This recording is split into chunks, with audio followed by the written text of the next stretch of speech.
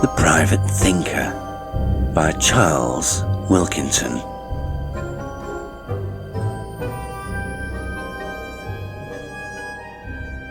Thomas Hyatt was the sole child who refused to watch The Magician at my 6th birthday party, which took place over half a century ago. He died intestate last fortnight. As I parked my car in the front drive of the house that belonged to his parents, where he lived alone for 25 years, I recall that at the same event he turned down an offer of ice cream. Our families were near neighbours in the London suburb where we were raised. After he was sent to an academically prominent boarding school to be moulded into a top lawyer or permanent private secretary, I seldom saw him, except around Christmas. His father, Judge Hyatt, was my godfather. We were all related by blood in some unfathomable way. The Hyatts had always been wealthier and consistently cleverer than the Moores. Hearing my footsteps as I walk over the weed-rife gravel to the front door, I realise I am now the only member of our immediate families alive. My sister died the previous May, the same month my wife left me. The Hyatt's home is the tallest but also the narrowest building in a row of Victorian mansions, mostly now in the possession of oligarchs and owners of respectably sized oil fields. Its architecture, uncharacteristic of the period, is dominated by a granite tower. The windows appear small and somehow severe, especially on the upper stories. Built for a Scottish stockbroker, it was designed to resemble a Peel house. As a child, I wondered whether Judge Hyatt incarcerated 81 prisoners in its dungeons. The roof is now in a ruinous state, the front lawn strewn with building materials, several of which are sentinelled by bulging black bin bags. One of them is ominously muscular, as if it encloses the torso of a bodybuilder. Once I'm over the threshold, an aroma, a familiar part of my childhood and adolescence, assails me. The scent of leather-bound volumes, unwashed velvet curtains, damp flagstones, heavy furniture, and barbarously boiled vegetables. I pick up a pile of brown envelopes from the floor and flick through them before placing them on a side table in the hall. A distant cousin of Thomas's, whom I've never met, has sent an email from Arizona to ask me to make an inventory of everything of value before the contents of the house are auctioned. None of the letters has an American stamp. I open the living room door.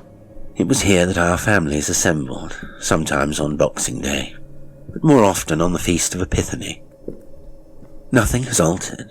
The portrait in oils of Judge Hyatt above the stone fireplace, the legal volumes with gilt lettering on the spines, which occupy several shelves, a few of Mrs. Hyatt's books on gardening and country life, the frayed Persian carpet in the middle of the floor. This was where Thomas and I stood on the first occasion we exchanged more than a few words. I cannot recall what the event was, although I recollect the thick, sweet scent when the sherry bottle was uncorked. It must have been around 12. "I hope you're not still giving house room to magicians," he said. In his dark suit and tie, he was a toy adult rather than a child. His black hair was shaved short at the sides in the boarding school manner, although a hank fell over his pale forehead. He wore round glasses with thick black frames. It was a moment before I understood the reference. No, it was only just the one time. "That's just as well. You don't like magicians? There's no point in playing with illusions. As everything is an illusion, why put one misapprehension on top of another?" This was far too deep for me. What was a misapprehension? He had not taken a sip from his tall glass of lemonade. I had the impression that he was holding it to prevent it from falling to the floor. "Do you still hate ice cream? It melts in the mouth far too fast." I can't recall how the conversation came to an end, just listening soon afterwards to the voices of the adults above me as we were leaving. "Apparently he's a very highly intelligent boy, certain to obtain a top scholarship to his senior school." I knew they weren't referring to me. I doubt that the painting of Judge Hyatt, robed but not wearing a wig, is valuable, yet it captures his austere features well. His slightly pursed lips and remote gaze imply he is considering an intractable point of law.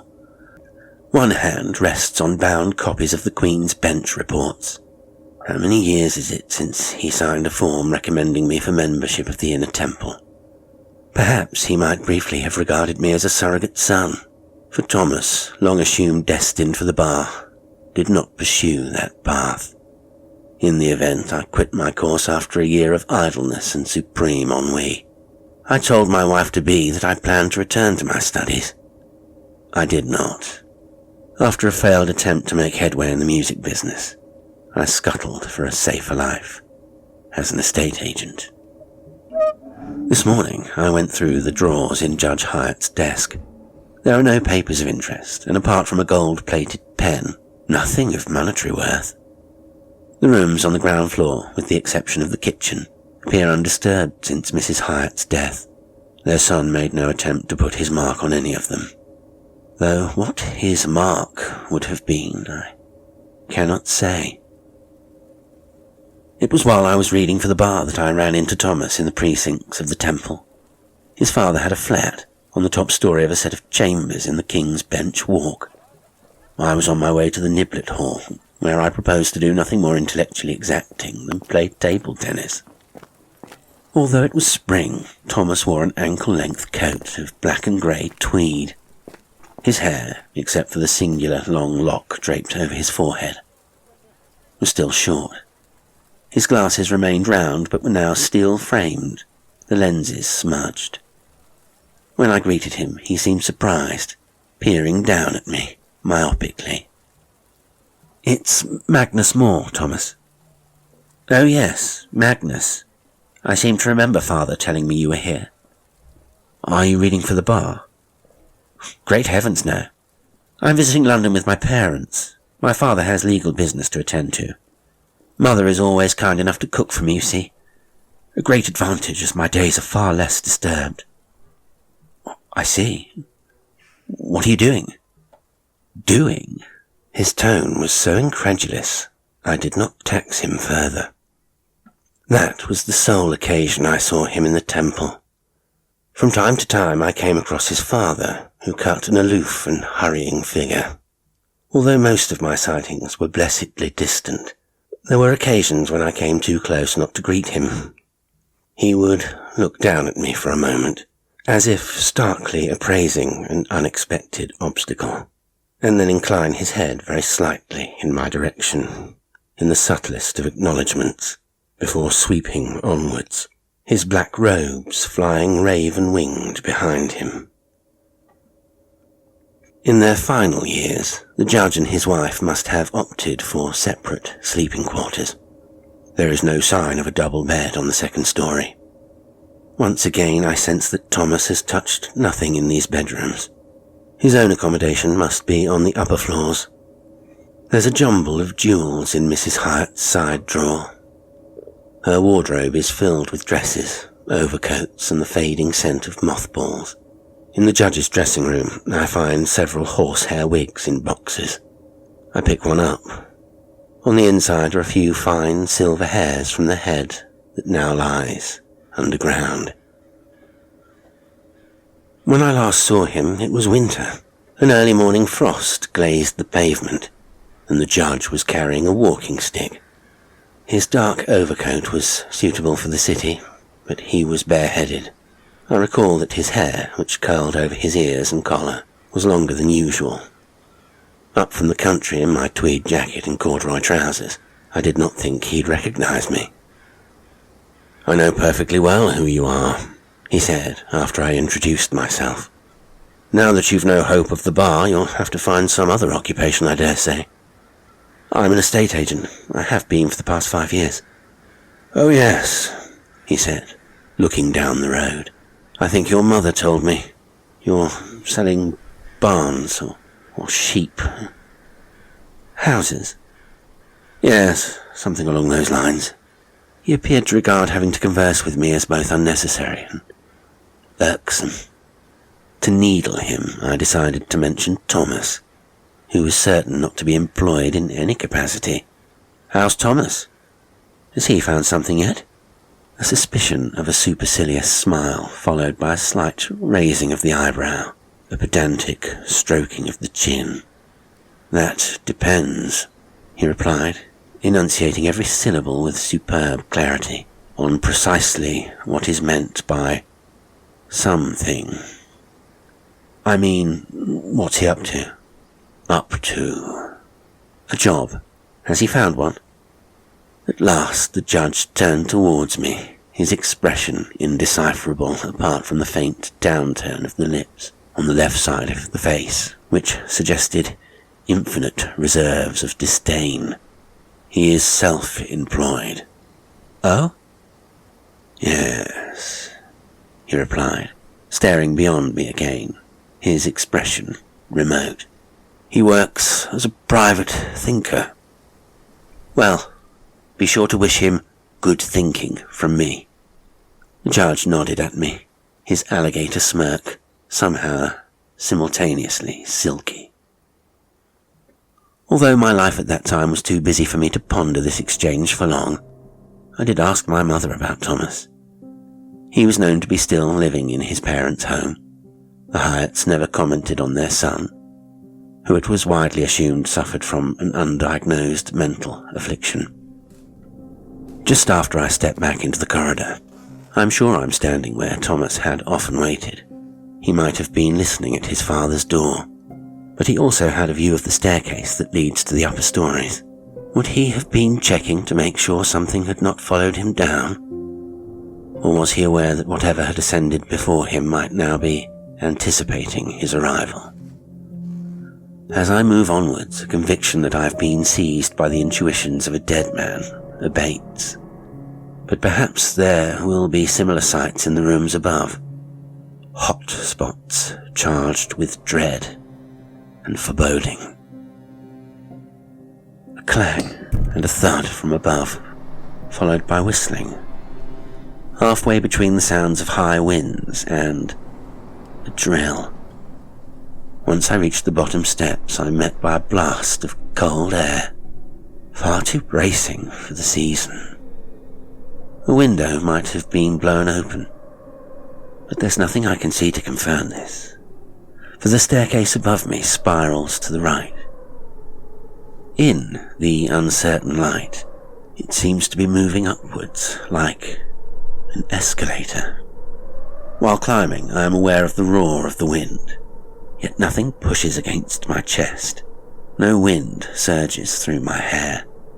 Beneath me, the carpet races and ripples, although there's no motion that I cannot attribute to my own cautious progress.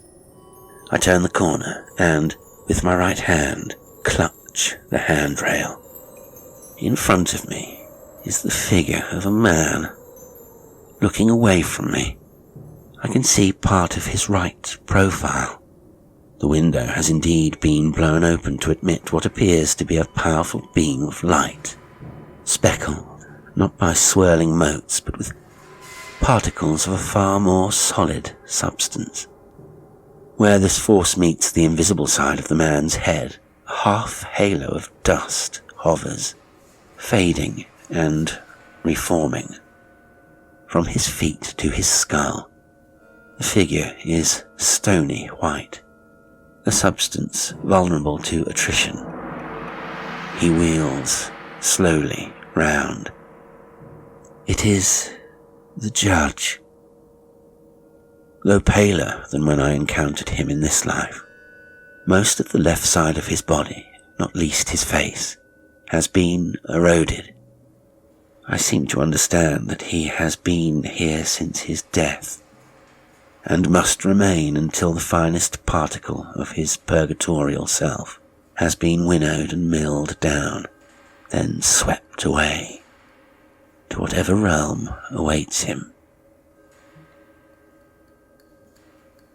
I've made no further contact with the American member of the Hyatt family, who has employed me to compile an inventory of the contents of the house. Nonetheless, I've sent emails itemizing my findings to date: the dark Victorian furniture, the portrait of Judge Hyatt in oils, a couple of anemic 18th century watercolours, the gold pen engraved with the judge's initials, Mrs. Hyatt's near-worthless jewels. Even the judge's wig has been listed, although I have not mentioned his silver hairs, or his petrified apparition on the staircase, if that is what it was. I have, of course, considered the possibility that this vision was merely the product of my imagination.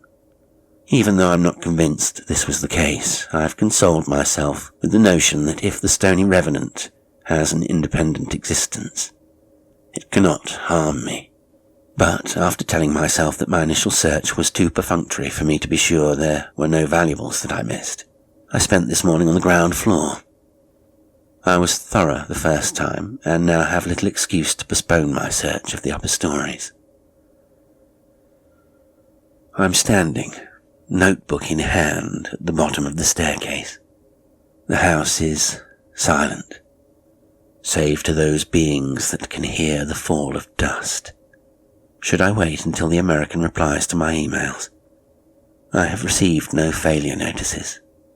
The lack of a response is unsettling.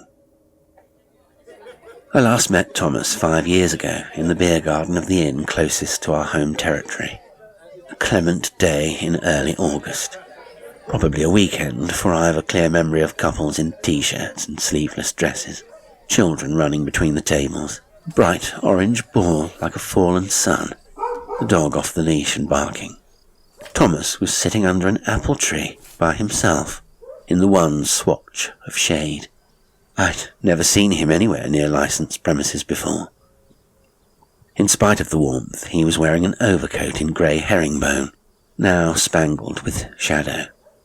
The lock of hair that fell over his forehead was flecked with silver. A pint of cloudy cider sat untouched on the table in front of him.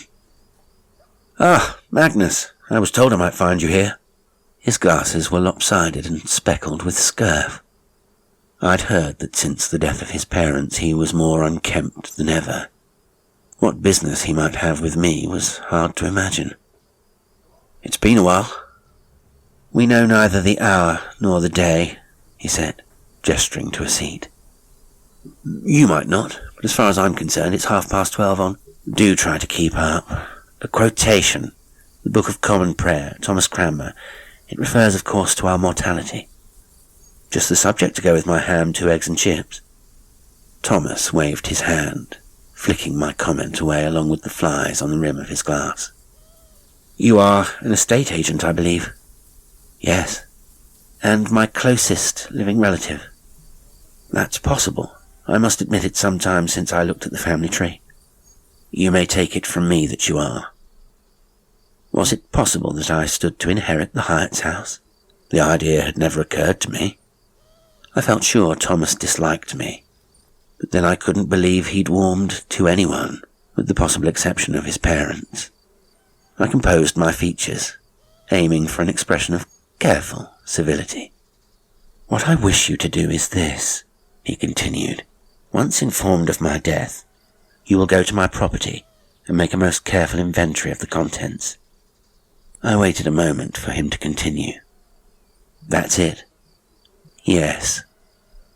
"And how am I to learn of your demise? I assume your solicitor has my address." "A very distant cousin will email you from America." "And your will?" "I have not made one. I've lived my life without recourse to the laws of this world."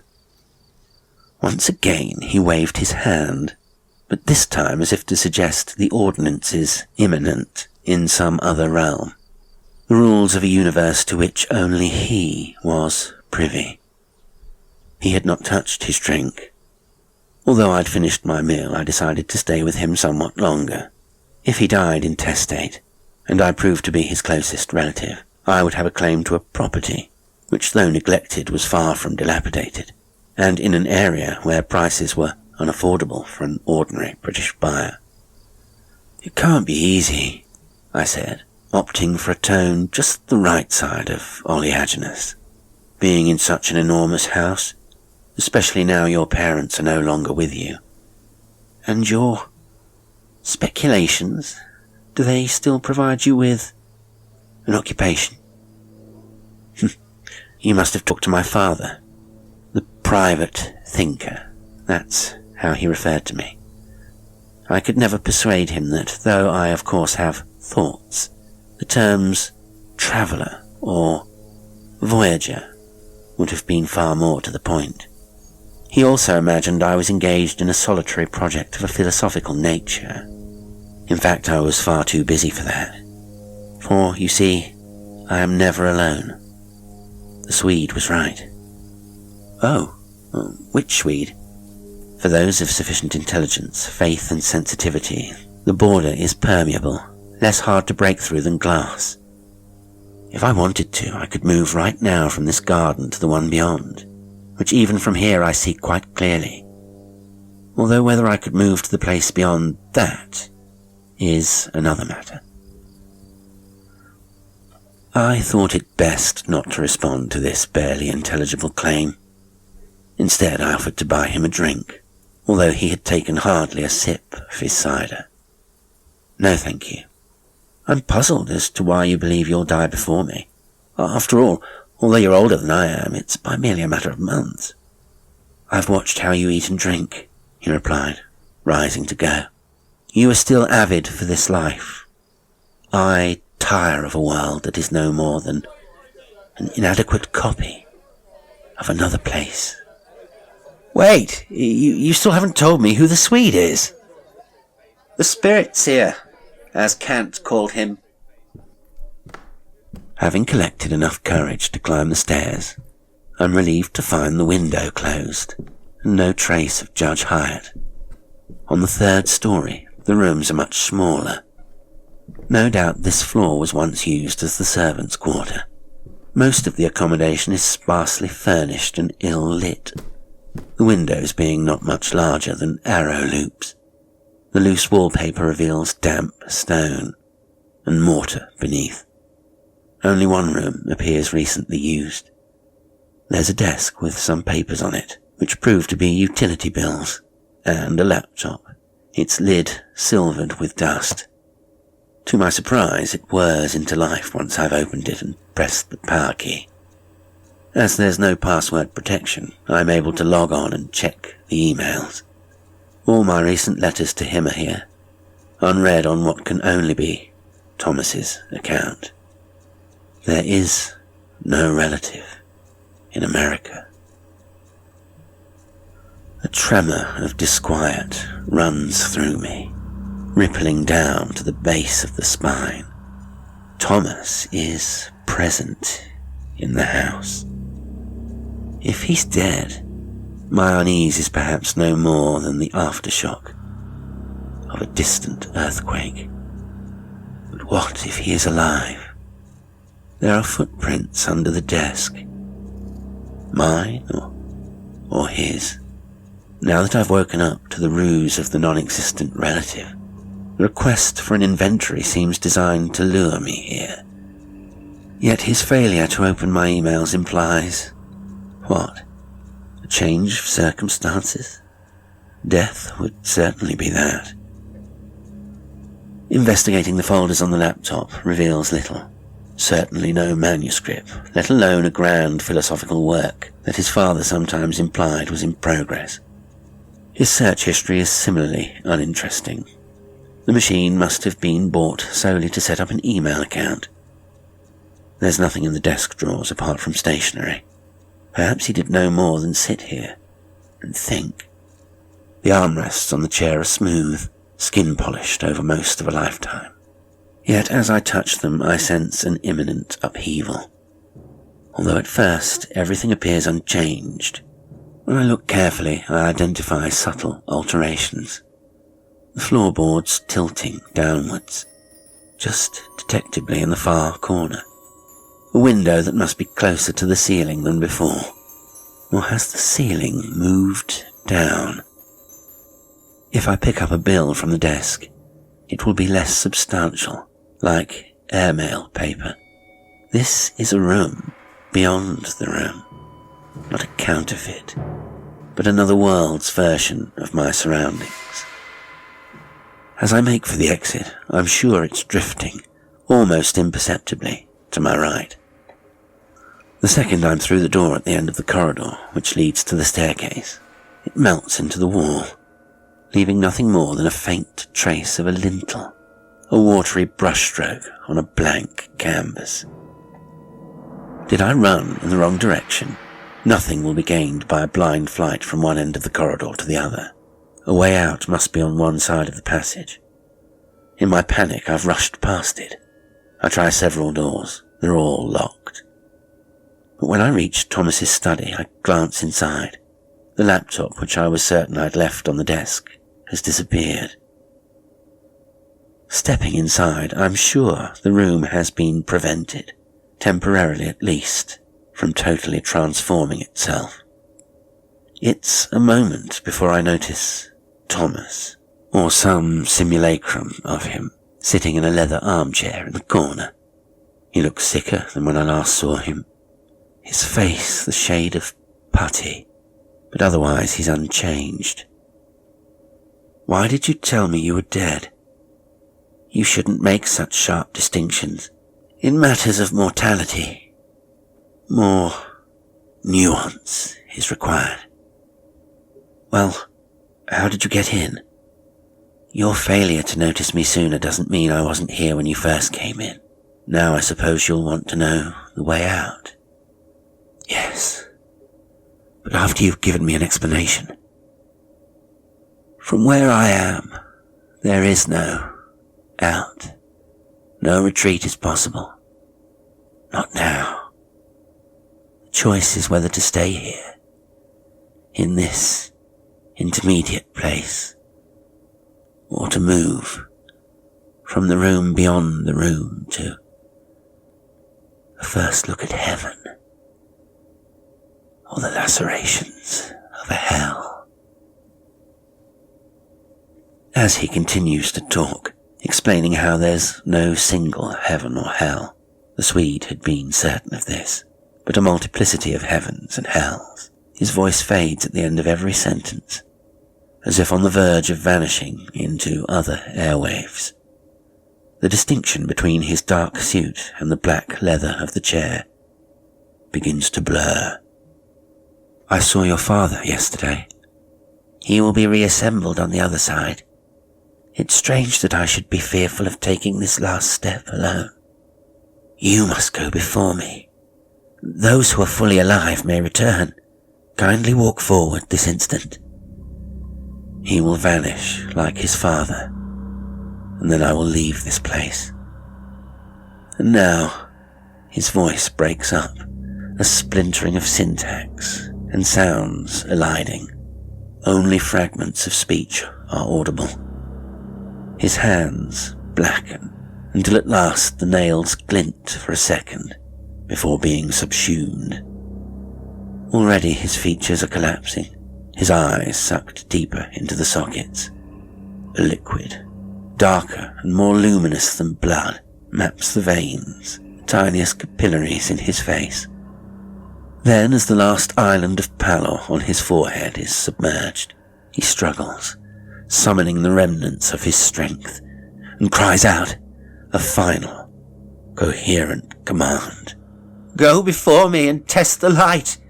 I tell you, test the light! Test the light!"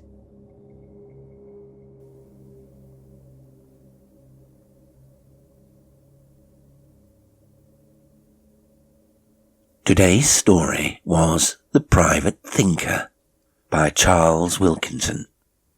It was read by Jasper Lestrange.